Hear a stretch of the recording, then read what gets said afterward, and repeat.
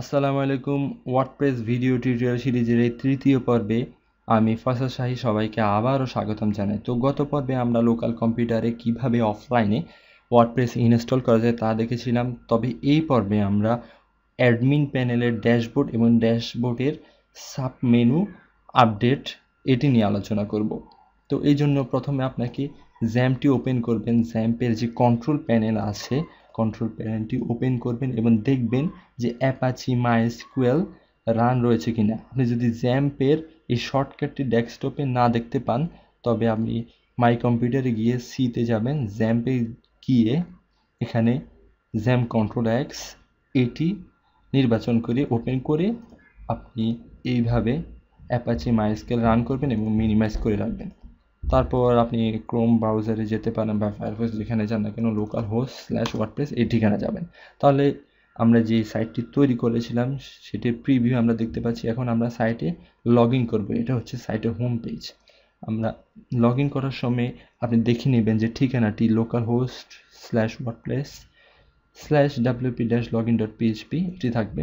তারপর user name কী দিয়েছিলেন, সাইটে ইনফরমেশান যখন চেয়েছিল তখন ইউজার নেম আমরা দিয়েছিলাম অ্যাডমিন এবং পাসওয়ার্ড 123। তো আমরা লগ ইন করছি।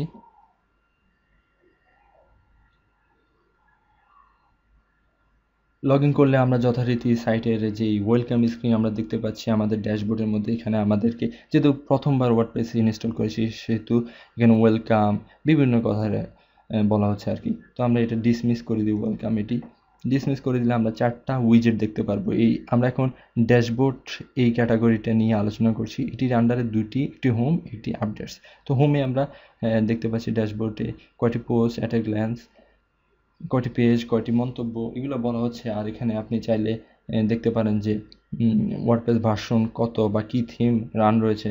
আর এখানে আপনি কুইক কোনো ড্রাফট করে রাখতে পারেন, যদি দরকারি কোনো তথ্য আপনার মাথায় আসে পরে পোস্ট করবেন সেই সম্পর্কে এখানে তাড়াহুড়ো করে কিছু লিখে রাখতে পারেন, পরে সেই সম্পর্কে পোস্ট করতে পারবেন। আর অ্যাক্টিভিটি, লেটেস্ট পোস্ট কী পাবলিশ হয়েছে বা কে লেটেস্ট মন্তব্যটা করেছে সর্বশেষ এবং কী মন্তব্য করেছে সেটিকে অ্যাপ্রুভ করে দেবেন আপনি নাকি ডিলিট করে দেবেন তা আপনার ব্যাপার। তা আপনি এখান থেকে করতে পারেন, এডিটও করতে পারেন, রিপ্লাই দিতে পারেন সেই মন্তব্যটির। আর এখানে যে ওয়ার্ডপ্রেস নিউজ, এটি হচ্ছে ওয়ার্ডপ্রেস ব্লগ থেকে বিভিন্ন ফিড আকারে আসছে।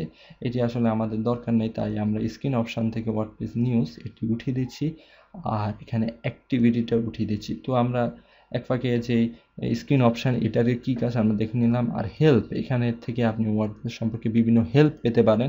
আপনি চাইলে ওয়ার্ডপ্রেসের সাইটে যে ড্যাশবোর্ড কীভাবে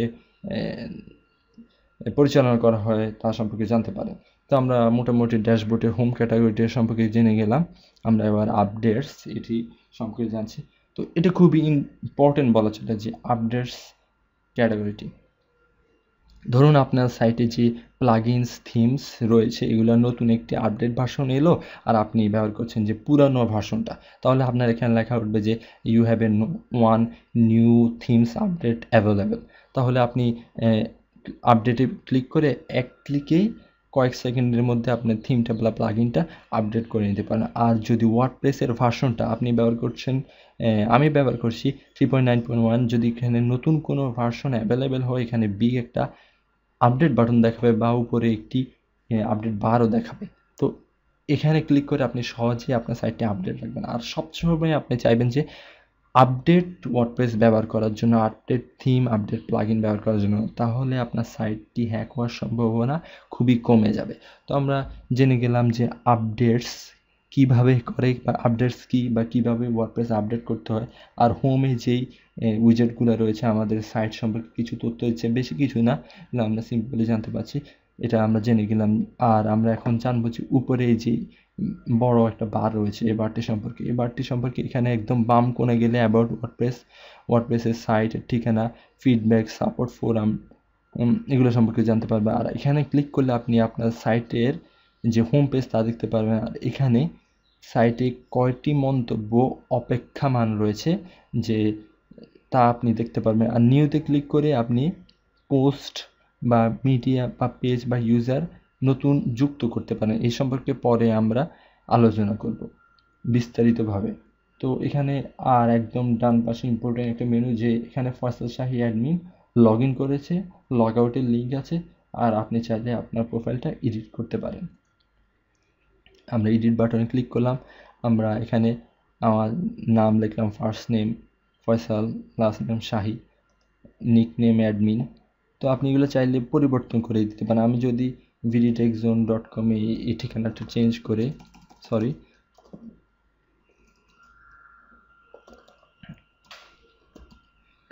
shahi.info এই ঠিকানা দিতে পারি, এখানে দিতে পারি অন্য কিছু, এটা দিয়ে আমি আপডেট প্রোফাইলে দিয়ে দিতে পারি। আপনি চাইলে আপনার পাসওয়ার্ডটিও পরিবর্তন করে নিতে পারেন খুব সহজেই।